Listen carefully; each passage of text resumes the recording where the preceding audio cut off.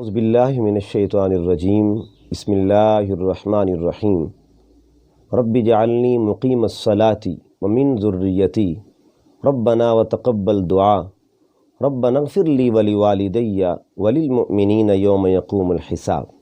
صدق اللہ العظیم۔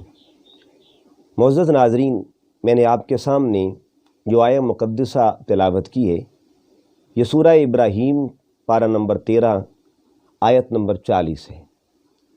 یہ وہ مقدس آیت ہے جس کی کثرت کے ساتھ تلاوت ہوتی ہے۔ روز لاکھوں لوگوں کی زبانوں پہ یہ آیت ہوتی ہے۔ اس کی وجہ کیا ہے کہ کوئی بھی نماز مکمل تب ہوتی ہے جب یہ آیت یعنی دعا کی صورت میں پڑھی جائے۔ رب اجعلنی مقیم الصلاۃ ہر نماز کا یہ حصہ ہوتی ہے، اس پر نماز اختتام پذیر ہوتی ہے۔ اس اعتبار سے کثرت کے ساتھ تلاوت کی جاتی ہے۔ اور قرآن مجید کے 2 مقامات ایسی ہیں جو کثرت کے ساتھ تلاوت ہوتی ہیں۔ ان میں ایک مقام کو سورۃ الفاتحہ کہا جاتا ہے اور دوسرا مقام یہ دعا ہے، رب اجعلنی مقیم الصلاۃ آخر تک۔ لیکن اگر ان دونوں کو دیکھا جائے تو دونوں میں سے زیادہ تلاوت جو ہے وہ دعا کی ہوتی ہے، رب اجعلنی کی تلاوت ہوتی ہے۔ اس کی وجہ کیا ہے؟ جب نماز پڑھی جاتی ہے تو امام سورہ فاتحہ پڑھتا ہے، مقتدی خاموشی کے ساتھ سنتے ہیں، خاموش ہوتے ہیں۔ لیکن جب اس دعا کی باری آتی ہے اتحیات میں تو جو دعا امام کی زبان پہ ہوتی ہے وہی دعا مقتدی کی زبان پہ ہوتی ہے۔ یعنی جس کو تنہا امام پڑھے وہ سورۃ الفاتحہ ہے، جس کو پوری جماعت مل کے پڑھتی ہے وہ ہے رب اجعلنی مقیم الصلاۃ ومن ذریتی۔ آج اس دعا کی روشنی میں ہم نے اصل اور نسل کے تعلق کو واضح کرنا ہے۔ اس دعا پر غور کریں تو اس دعا کے 4 حصے ہیں۔ رب اجعلنی مقیم الصلاۃ ومن ذریتی ربنا وتقبل دعا ربنا اغفر لی ولوالدی وللمؤمنین یوم یقوم الحساب۔ یہ دعا حضرت ابراہیم علیہ السلام نے مانگی تھی اور اس دعا کو 4 حصوں میں تقسیم کیا۔ ایک حصہ اپنی ذات کے لیے، ایک حصہ اپنے بچوں کے لیے، ایک حصہ دعا کا اپنے والدین کے لیے، اور چوتھے حصے میں کل مومنوں کی بخشش کی دعا مانگی گئی۔ رب اجعلنی مقیم الصلاۃ ومن ذریتی، اس میں اپنا اور اپنے بچوں کا ذکر کیا۔ ربنا اغفر لی ولوالدی، اس میں اپنے والدین کی بخشش کی دعا مانگی، اپنے خود کو بھی ساتھ سے عامل فرمایا، اور چوتھی دعا مومنوں کی بخشش کی۔ ہم نے آج 2 چیزوں پہ غور کرنا ہے جو آپ نے دعا مانگی بچوں کے لیے اور والدین کے لیے۔ یعنی ایک دعا اوپر والے رشتے کے لیے مانگی، ایک دعا نیچے جو رشتے ہوتے ہیں ان کے لیے مانگی۔ اوپر والے رشتوں کو والدین کہا جاتا ہے، نچلے رشتوں کو اولاد کہا جاتا ہے۔ اس کو ایک اور انداز میں اگر دیکھا جائے، اوپر جو رشتے ہیں ان کو اصل کہا جاتا ہے اور جو نیچے رشتے ہیں ان کو نسل کہا جاتا ہے۔ حضرت ابراہیم علیہ السلام درمیان میں ہے، آپ نے اصل کو بھی یاد رکھا اور نسل کو بھی یاد رکھا۔ اصل کے لیے بھی دعا کی، نسل کے لیے بھی دعا کی۔ جو نسل کے لیے کی وہ تھی ومن ذریتی، مولا میرے بچوں کو نمازی بنا دے، اور جو اصل کے لیے دعا مانگی وہ تھا ربنا اغفر لی ولوالدی، مولا میرے مائی باپ کی بخشش فرما، میرے والدین کی بخشش فرما دے۔ تو اصل کے لیے دعا کرنا یہ بھی سنت ابراہیم ہے، نسل کے لیے دعا کرنا یہ بھی سنت ابراہیم علیہ السلام ہے۔ اصل کی فکر کرنا، نسل کی فکر کرنا، یہ دونوں حضرت ابراہیم علیہ السلام کی سنتوں میں شامل ہیں۔ آئیے قرآن کی روشنی میں اس تصور کو دیکھتے ہیں۔ اگر آپ سورہ یوسف کو پڑھ کے دیکھیں تو آپ کو سورۃ یوسف کے اندر دونوں زاویے مل جائیں گے۔ اصل کی فکر کرنا، نسل کی فکر کرنا، یہ دونوں زاویے سورۃ یوسف کے اندر موجود ہیں۔ جب حضرت یوسف علیہ السلام نے خواب دیکھا، اپنے بابا جان کے پاس آئے، آ کر عرض کیا انی رأیت احد عشر کوکبا والشمس والقمر رأیتہم لی ساجدین، میں نے ستاروں کو دیکھا ہے، چاند سورج کو دیکھا ہے، وہ مجھے سجدہ کر رہے ہیں۔ تو حضرت یعقوب علیہ السلام چونکہ اصل تھے، یوسف علیہ السلام نسل تھے، اصل کو فکر لگ گئی نسل کی، فوراً کیا فرمایا، یا بنیا، اے میرے بیٹے، لا تقصص رؤیاک علی اخوتک، یہ خواب اپنے ستیلے بھائیوں کو مت بتانا۔ آیت اشارہ کر رہی ہے کہ کیسے بابا اپنے بیٹے کی فکر کر رہا ہے، کیسے اصل اپنی نسل کی فکر کر رہی ہے۔ تو اسی طرح کا جو دوسرا پہلو ہے وہ قرآن پاک کی اسی صورت میں، سورت یوسف کے اندر آگے جا کے 13ویں پارے کے اندر جو حصہ ہے سورت یوسف کا، اس میں سنیے۔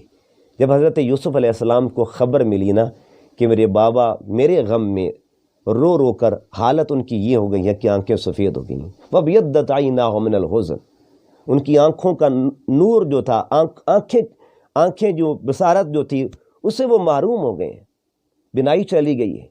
تو حضرت یوسف علیہ السلام نے کیا کیا، اپنا کرتا لیا اور کرتا بھیجا اس انداز کے ساتھ اور ان الفاظ کے ساتھ، اذهبوا بقمیصی ھذا فالقوہ علی وجہ ابی یأتی بصیرا۔ قرآن کی آیتیں ذکر کر رہی ہیں، آپ نے کرتا بھیجا، یعنی اس آیت میں یہ پیغام مل رہا ہے، نسل اصل کی فکر کر رہی ہے، نسل کو فکر لگ گئی کہ میری اصل جو ہے وہ پریشان ہے۔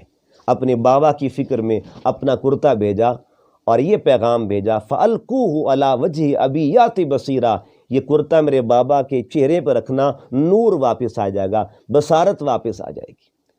تو یہ دونوں آیتوں کو اگر ملائیں تو نتیجہ کیا نکلا کہ اصل کی فکر کرنا سنت یوسف علیہ السلام ہے، نسل کی فکر کرنا سنت یعقوب علیہ السلام ہے۔ اسی طرح کے دو تصورات قرآن پاک کے دو مقامات سے اور دیکھتے ہیں۔ حضرت موسیٰ علیہ السلام کی جب ولادت باسعادت ہونے لگی، اس سے قبل فرعون کو نجومیوں نے اطلاع دے دی تھی کہ تیری سلطنت میں ایک بچہ پیدا ہونے والا ہے جو تیرے زوال کا باعث بنے گا، تیرے تخت کو پاش پاش کر کے رکھ دے گا، اور جو تیرا روب و دبدبا ہے اس کو ختم کر کے رکھ دے گا، تیرا تکبر مٹا کے رکھ دے گا۔ تو فرعون کو خطرہ لاحق ہوا، اس نے اپنی فوج کو کہا کہ جو بھی بچہ پیدا اس کو قتل کر دیا جائے۔ اسی دوران حضرت موسیٰ علیہ السلام کی آمد ہونے والی تھی۔ اب قرآن کیا فرماتا ہے سورہ قصص میں پارہ نمبر 20، حضرت موسیٰ علیہ السلام کی والدہ پریشان ہو گئی جب اللہ نے لال عطا کیا کہ مولا میرے بچے کا کیا بنے گا۔ یعنی والدہ اصل تھی اور موسیٰ علیہ السلام نسل ہے، اصل فکر کر رہی ہے نسل کی۔ تو اللہ رب العزت نے جواب کیا دیا، وَأَوْحَيْنَا إِلَىٰ أُمِّ مُوسیٰ، ہم نے موسیٰ کی ماں کو پیغام دیا، ان ارضعی، اپنے لال کو دودھ پلا، فَإِذَا خِفْتِ عَلَيْهِ، اگر اس کے متعلق تیرے اندر خوف پیدا ہو، فَأَلْقِهِ فِي الْيَمِّ، اس کو دریا میں ڈال دینا۔ تو ذہن میں ماں نے سوچا تو ہوگا کہ میرے لال کا کیا بنے گا، دریا میں جب جائے گا اللہ رب العزت کی طرف سے پھر پیغام آتا ہے، لا تخافی ولا تحزنی، اے موسیٰ کی ماں خوف نہ کرنا، غم نہ کرنا، ڈالنا تیرا کام ہے، محفوظ رکھنا ہمارا کام ہے۔ قرآن کی آیتیں بتا رہی ہیں کہ کیسے ماں بچے کی فکر کر رہی ہے، اصل نسل کی فکر کیسے کر رہی ہے۔ آؤ ذرا قرآن پاک کا ایک اور زاویہ بھی دیکھتے ہیں، پارہ نمبر 16 سورہ مریم کو دیکھیں، جہاں نسل جو ہے وہ اصل کی فکر کرتی ہے۔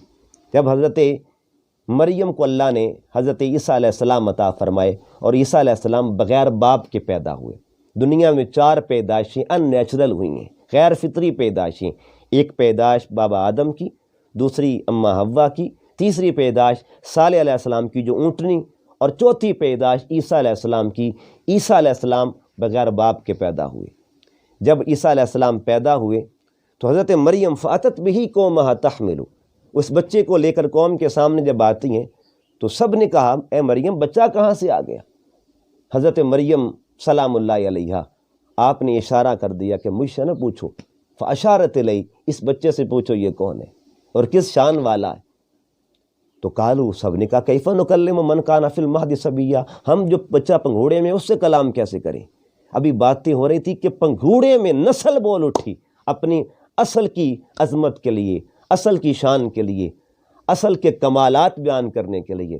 خبردار میری ماں کی پاک دامنی پہ انگلی مت اٹھانا، میری ماں تو عظمت والی ہے، میں اللہ کا بندہ ہوں، اللہ کا نبی ہوں، اس نے مجھے نبوت عطا فرمائی، کتاب دی ہے، اور مجھے اللہ نے حکم دیا ہے جہاں بھی رہوں نماز اور زکوٰۃ پر عمل پیرا رہوں۔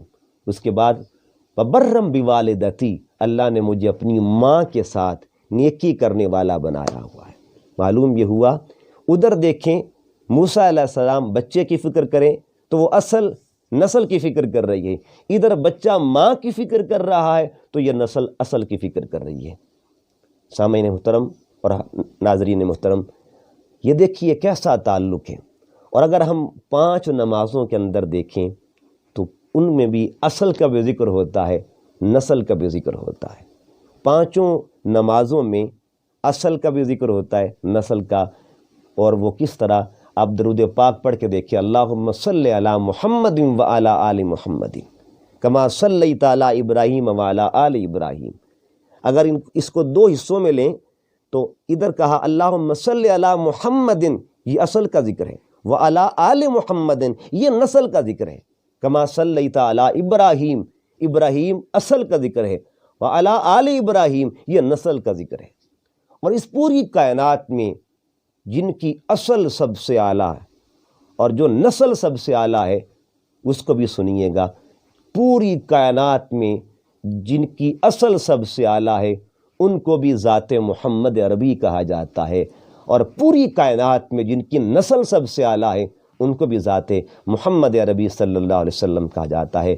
اگر آپ کو ذوق اور مقصود ہو تو ایک بات اور عرض کرنا چاہتا ہوں۔ دیکھیے مسجد نبوی کے اندر اور اصل کا رنگ نسل پہ کیسے چڑھتا ہے، یہ بھی پیغام سنیے گا۔ میرے آقا صلی اللہ علیہ وسلم سجدے میں ہے، پشت پر امام حسین سوار ہے، اصل سجدے میں ہے، نسل پشت پہ ہے۔ اصل نے سجدہ لمبا کر دیا، اب ایک سجدہ اصل نے لمبا کیا، ایک سجدہ نسل نے لمبا کیا۔ جو سجدہ اصل نے لمبا کیا تھا وہ سجدہ مدینے میں ہوا، اور جو سجدہ نسل نے لمبا کیا وہ کربلا کی دھرتی پہ ہوا تھا۔ اصل نے سجدہ کیوں لمبا کیا؟ تاکہ نسل گرنے نہ پائے، اور نسل نے سجدہ کیوں لمبا کیا؟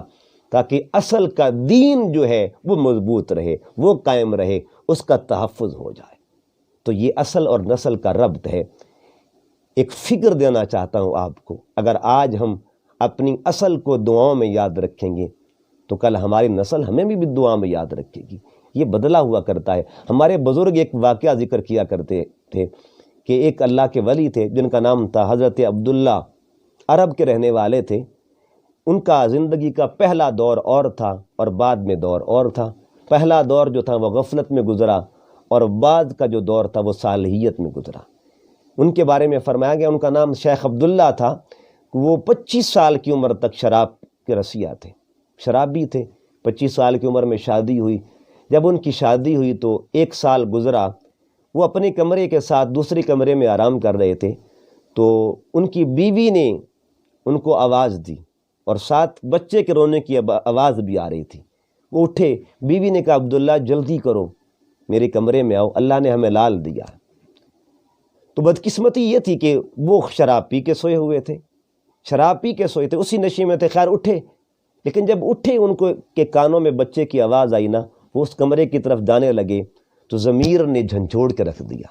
اندر سے آواز آئی، عبداللہ خود تو شرابی ہے، کیا معصوم پر بھی پرچھائی ڈالنی ہے؟ اس کو بھی یہی رنگ دینا ہے؟ اصل تو اس حال میں نسل پر بھی یہ رنگ چڑھانا ہے۔ تو کہتے ہیں کہ بس پھر کیا ہوا، میرے قدم رک جاتے ہیں۔ میں نے رات کے پچھلے پہر وضو کیا اور مصلی بچھا کے میں بیٹھ جاتا ہوں اللہ کے حضور، پھر سجدہ ریز ہوتا ہوں۔ بس رات گزر گئے روتے ہوئے، آخری گھڑیاں تھی، پچھلی راتی رحمت رب دی کرے بلند آوازہ۔ اس دوران کیا ہوا، آواز آتی عبداللہ سر اٹھا لو، اللہ نے تجھے قبول فرما لیا ہے۔ کہتے پھر میں نے پاکیزہ آنکھوں سے ایک اللہ کا بندہ بن کے اپنے لال کو دیکھا۔ یہ اصل پاکیزگی کے ساتھ اپنی نسل کو دیکھ رہی ہے۔ کہتے پھر 5 سال گزرے، میں پھر دوسرے کمرے میں لیٹا ہوا تھا، اس کمرے سے یا باہر لیٹا ہوا تھا، ایک کمرے سے رونے کی آواز آئی۔ میں نے پھر سوچا کہ آج کون رو رہا ہے، رات کا آخری پہر تھا۔ میں نے کمرے کا دروازہ کھولا، جب اندر جا کے میں نے دیکھا عجیب منظر تھا، میرا 5 سال کا بچہ مصلی پہ کھڑا ہوا رو رہا تھا، اور رو کر ایک کی دعا کر رہا تھا، مولا میرے بابا کے گناہ معاف فرما دے۔ کہتے اس دن مجھے یہ پتہ چل گیا کہ یہ میری اس دعا کا اثر ہے، توبہ کا اثر ہے۔ اصل نے توبہ کی تو نسل پہ رنگ چڑھ گیا۔